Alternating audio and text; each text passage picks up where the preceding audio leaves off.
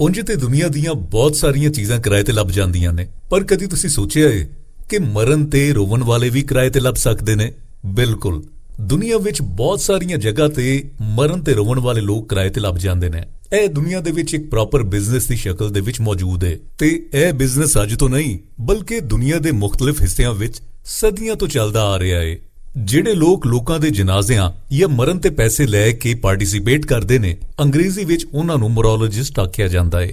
ਉਹਨਾਂ ਨੂੰ ਇਸ ਗੱਲ ਨਾਲ ਕੋਈ ਗਰਜ਼ ਨਹੀਂ ਹੁੰਦੀ ਕਿ ਮਰਨ ਵਾਲਾ ਕੌਣ ਹੈ, ਉਹ ਕਿਸ ਤਰ੍ਹਾਂ ਮਰਿਆ। ਉਹਨਾਂ ਨੂੰ ਸਿਰਫ ਉਸ ਪੈਸੇ ਦੇ ਨਾਲ ਗਰਜ਼ ਹੁੰਦੀ ਹੈ ਜਿਹੜੇ ਮਰਨ ਤੇ ਬੁਲਾਉਣ ਵਾਲਿਆਂ ਨੇ ਉਹਨਾਂ ਨਾਲ ਤੈਅ ਕੀਤੇ ਹੁੰਦੇ ਨੇ। ਉਹ ਮਰਨ ਵਾਲਿਆਂ ਦੇ ਜਨਾਜ਼ੇ ਵਿੱਚ ਰਲਤ ਕਰਦੇ ਨੇ, ਰੋਂਦੇ ਨੇ, ਅਫਸੋਸ ਕਰਦੇ ਨੇ, ਮਰਨ ਵਾਲਿਆਂ ਦੀਆਂ ਆਖਰੀ ਰਸਮਾਂ ਵਿੱਚ ਸ਼ਿਰਕਤ ਕਰਦੇ ਨੇ ਤੇ ਉਹਦੇ ਬਦਲੇ ਪੈਸੇ ਲੈਂਦੇ ਨੇ। ਹੁਣ ਇੱਥੇ ਸਵਾਲ ਇਹ ਬਣਦਾ ਏ ਕਿ ਲੋਕੀ ਇਹਨਾਂ ਨੂੰ ਮਰਨ ਤੇ ਕਿਉਂ ਬੁਲਾਉਂਦੇ ਨੇ? ਜੇ ਅਸੀਂ ਹਿਸਟਰੀ ਤੇ ਨਜ਼ਰ ਮਾਰੀਏ ਤੇ ਮਿਸਰ ਤੇ ਚਾਈਨਾ ਵਿੱਚ ਮਰਨ ਤੇ ਔਰਤਾਂ ਦਾ ਵੈਣ ਬਹੁਤ ਆਮ ਸੀ। ਅਮੀਰ ਲੋਕ ਗਰੀਬ ਔਰਤਾਂ ਨੂੰ ਆਪਣੇ ਰਿਸ਼ਤੇਦਾਰਾਂ ਦੇ ਮਰਨ ਤੇ ਵੈਣ ਪਾਉਣ ਲਈ ਬੁਲਾਉਂਦੇ ਸਨ। ਪੁਰਾਣੇ ਵਕਤਾਂ ਵਿੱਚ ਮਿਸਰ ਦੇ ਲੋਕ ਜਿਨ੍ਹਾਂ ਲੋਕਾਂ ਨੂੰ ਮਈਤਾਂ ਤੇ ਰੋਣ ਲਈ ਜਾਂ ਵੈਨ ਕਰਨ ਲਈ ਬੁਲਾਉਂਦੇ ਸਨ, ਉਹਨਾਂ ਲਈ ਬੜੀਆਂ ਕੜੀਆਂ ਸ਼ਰਤਾਂ ਹੁੰਦੀਆਂ ਸਨ। ਰੋਵਣ ਤੇ ਵੈਨ ਕਰਨ ਲਈ ਔਰਤਾਂ ਹੀ ਇਹ ਕੰਮ ਕਰ ਸਕਦੀਆਂ ਸਨ। ਇਹਦੇ ਲਈ ਇੱਕ ਹੋਰ ਵੀ ਸ਼ਰਤ ਹੁੰਦੀ ਸੀ ਕਿ ਇਹਨਾਂ ਔਰਤਾਂ ਦਾ ਕੋਈ ਬੱਚਾ ਨਾ ਹੋਵੇ ਤੇ ਵਾਲ ਛੋਟੇ ਨਾ ਹੋਵਣ। ਕਦੀਮ ਯੂਨਾਨ ਵਿੱਚ ਇਹਨਾਂ ਔਰਤਾਂ ਦੇ ਮੋਢਿਆਂ ਤੇ ਦੇਵੀ ਜਾਂ ਦੇਵਤਾ ਦੇ ਟੈਟੂ ਵੀ ਬਣਾਏ ਜਾਂਦੇ ਸਨ।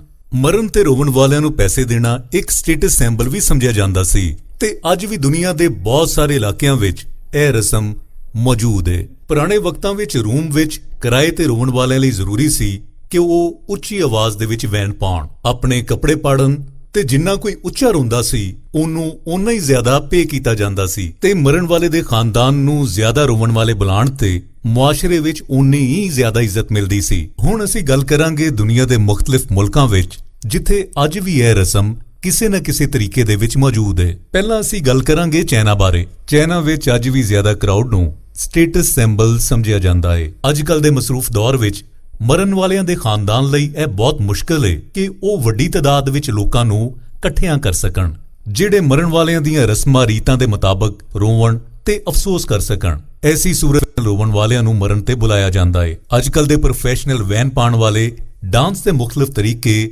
ਅਫਸੋਸ, ਮਰਨ ਦੇ ਗੀਤ ਤੇ ਉਹਦੇ ਨਾਲ ਰੋ ਕੇ ਪੁਰਾਣੇ ਤੇ ਨਵੇਂ ਰਿਵਾਜ ਦਾ ਵਖਾਲਾ ਕਰਦੇ ਨੇ। ਇੰਡੀਆ ਦੀ ਸਟੇਟ ਰਾਜਸਥਾਨ ਵਿੱਚ ਕੰਮੀ ਜ਼ਾਤ ਦੀਆਂ ਔਰਤਾਂ ਨੂੰ ਇਜਾਜ਼ਤ ਹੁੰਦੀ ਏ ਕਿ ਉਹ ਮਰਨ ਵਾਲਿਆਂ ਦੀ ਮਈਅਤ ਤੇ ਰੋਂਦੀਆਂ ਨੇ, ਵੈਣ ਪਾ ਸਕਦੀਆਂ ਨੇ, ਕਿਉਂ ਜੇ ਉੱਚੀ ਜ਼ਾਤ ਦੀਆਂ ਔਰਤਾਂ ਲਈ ਆਮ ਲੋਕਾਂ ਦੇ ਸਾਹਮਣੇ ਰੋਣਾ ਚੰਗਾ ਨਹੀਂ ਸਮਝਿਆ ਜਾਂਦਾ। ਇਸ ਕੰਮ ਲਈ ਪ੍ਰੋਫੈਸ਼ਨਲ ਘਟੀਆ ਜ਼ਾਤ ਦੀਆਂ ਔਰਤਾਂ ਨੂੰ ਬੁਲਾਇਆ ਜਾਂਦਾ ਏ ਜਿਨ੍ਹਾਂ ਨੂੰ ਰੁਡਾਲੀਸ ਆਖਿਆ ਜਾਂਦਾ ਏ। ਇਹ ਕਿਰਾਏ ਤੇ ਰੋਵਣ ਵਾਲੀਆਂ ਵੈਨ ਪਾਉਂਦੀਆਂ ਨੇ, ਛਾਤੀ ਪਿੱਟਦੀਆਂ ਨੇ।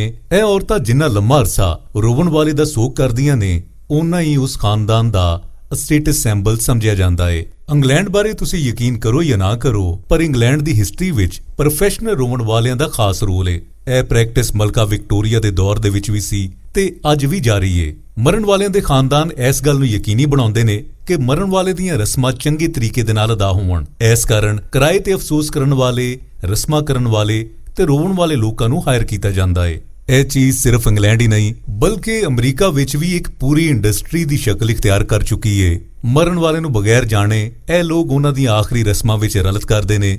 ਇਹਦੇ ਵਿੱਚ ਉਹ ਲੋਕ ਵੀ ਸ਼ਾਮਲ ਹੁੰਦੇ ਨੇ ਜਿਹੜੇ ਮਰਨ ਵਾਲੇ ਦੇ ਖਾਨਦਾਨ, ਦੋਸਤ ਜਾਂ ਕੋਲੀਗਸ ਵਗੈਰਾ ਹੁੰਦੇ ਨੇ। ਪਰ ਕਰਾਊਡ ਤੇ ਬਾਕੀ ਰਸੂਮਾਤ ਲਈ ਇਹਨਾਂ ਲੋਕਾਂ ਨੂੰ ਪੇ ਕਰਕੇ ਬੁਲਾਇਆ ਜਾਂਦਾ ਹੈ। ਪਰ ਅਮਰੀਕਾ ਵਿੱਚ ਕੁਝ ਐਸੀ ਆਰਗੇਨਾਈਜੇਸ਼ਨ ਵੀ ਹੈਗੀਆਂ ਨੇ ਜਿਹੜੀਆਂ ਮਰਨ ਵਾਲੇ ਨੂੰ ਰਿਸਪੈਕਟ ਦੇਣ ਲਈ ਉਹਦੀ ਆਖਰੀ ਰਸੂਮਾਤ ਵਿੱਚ ਰਲਤੀ ਕਰਦੀਆਂ ਨੇ। ਉਹ ਉਹਦੇ ਵਿੱਚ ਬਗੈਰ ਕਿਸੇ ਮੁਆਵਜ਼ੇ ਤੋਂ, ਬਿਨਾਂ ਮਰਨ ਵਾਲੇ ਨੂੰ ਜਾਣਨ ਤੋਂ ਉਹਦੀਆਂ ਆਖਰੀ ਰਸਮਾਂ ਵਿੱਚ ਰਲਤ ਕਰਦੇ ਨੇ। ਆਮ ਤੌਰ ਤੇ ਇਹ ਆਰਗੇਨਾਈਜੇਸ਼ਨਸ ਮਰਨ ਵਾਲੇ ਫੌਜੀਆਂ ਦੀਆਂ ਆਖਰੀ ਰਸਮਾਂ ਵਿੱਚ ਰਲਤ ਕਰਕੇ ਉਹਨਾਂ ਨੂੰ ਰਿਸਪੈਕਟ ਦੇਣ ਲਈ ਸ਼ਿਰਕਤ ਕਰਦੇ ਨੇ। ਆਖਰ ਤੇ ਅਸੀਂ ਗੱਲ ਕਰਾਂਗੇ ਇਹਨਾਂ ਦੀ ਸੈਲਰੀ ਬਾਰੇ। ਕਿਰਾਏ ਤੇ ਰੋਵਣ ਵਾਲੇ ਲੋਕਾਂ ਦੀ ਕੋਈ ਪੱਕੀ ਸੈਲਰੀ ਨਹੀਂ ਹੁੰਦੀ।